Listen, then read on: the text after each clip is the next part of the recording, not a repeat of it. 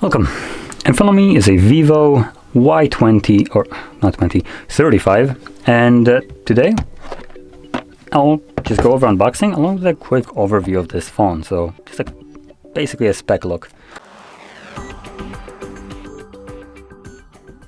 Anyway, I just pop it straight open now, rip that off.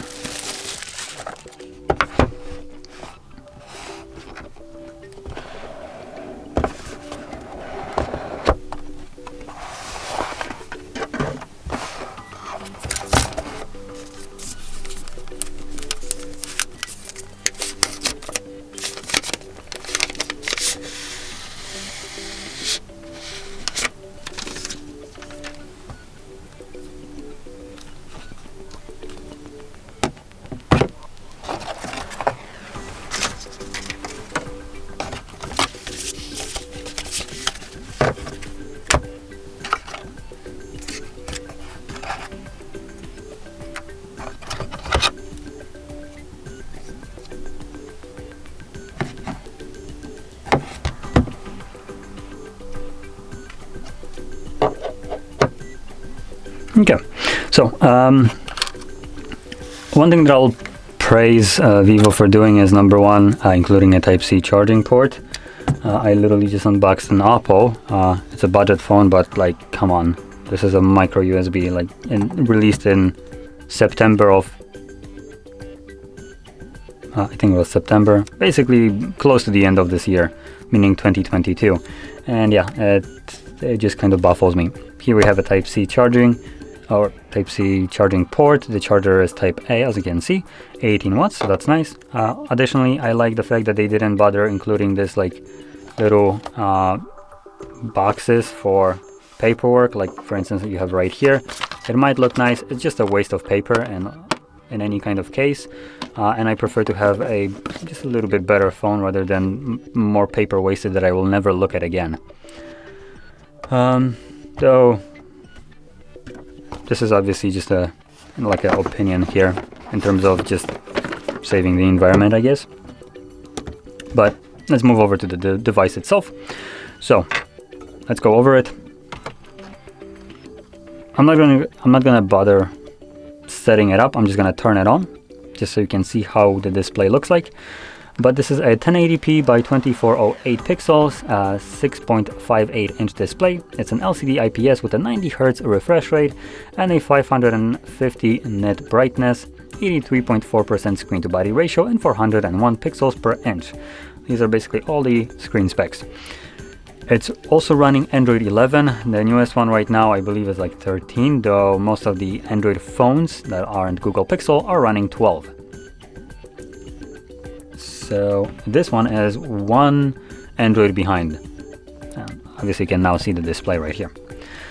Now if we flip it over, we get to look at the cameras, and we actually have a triple camera setup, which already makes me afraid. And rightfully so. God, ball dropped here. -1 point for Vivo. Main camera is a 50 megapixel sensor, wide. And then we have two shit cameras, sticker cameras I meant, or otherwise known completely effing useless garbage. So 2 megapixel macro and 2 megapixel depth. You can take those cameras, Vivo, and shove it up your 4 letters and never include them in your phone. So honestly, this phone should look kind of like this in all honesty, or just cut it off like right here. And this is what you actually get. This is not a usable sensor. 50 megapixel will take better macro shots at a 2x zoom than a dedicated macro lens, and 2 megapixel depth sensor will completely break your portrait photos, so don't use that. So there we go. We have side mounted fingerprint, as you can see right here. We have a headphone jack, Type-C charging port, SIM and SD tray, it looks like. Just quickly make sure I'm correct.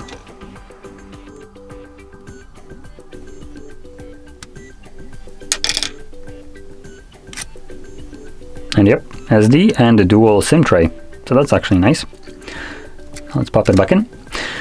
Now, when it comes down to internals of this phone, we have a Snapdragon 680 4G, So we don't have any kind of 5G connectivity, though that's fine, I would say. For a phone at this price tag, it's fine to not have 5G, especially that 5G is kind of a little bit of a scam, to be honest. So the technology isn't, let me clarify this, the execution of it in terms of just usability of it from providers is a scam. So if you're paying for 5G, I highly doubt you're getting the speeds that 5G should deliver. And if you're paying extra, I would probably encourage you to maybe test it if it's worth paying the extra money. But yeah, going back to the phone itself, no 5G here, which is in my opinion completely fine. Now, apart from the Snapdragon, we have a couple of versions of storage and RAM. So the very base one is a 64 gig storage with 4 gigs of RAM. You have also 128 gig storage and 256 gig storage and 8 also gigs of RAM outside of the 4 that you had. So you can spec it up however you kind of want. And obviously the storage right here, if you're okay with 4 gigs of RAM, you could go for the lowest storage at 64 to save as much money as you can, and then once you need it, you can pop in an SD card and extend the storage up to like half a terabyte or maybe even a terabyte using an SD card. Now, moving on, we have a built-in battery of 5000 milliamps, and this charger charges our phone at 18 watts. But I'm not exactly sure what the actual charging speed of this phone is. On the site I'm reading that it's 44 wired and apparently charges to 70% in 34 minutes advertised, though the charger included is just an 18 watts. So obviously you're not going to be getting that if this phone even supports a 44 watt charging. The reason I'm saying that is because something tells me that this might be incorrect, because this is just a little bit over 300 euro device, 330 euro phone. So it is budget mid-range kind of device, and at this kind of price range I would say 18 watts is pretty good for a phone. 44 would be freaking amazing.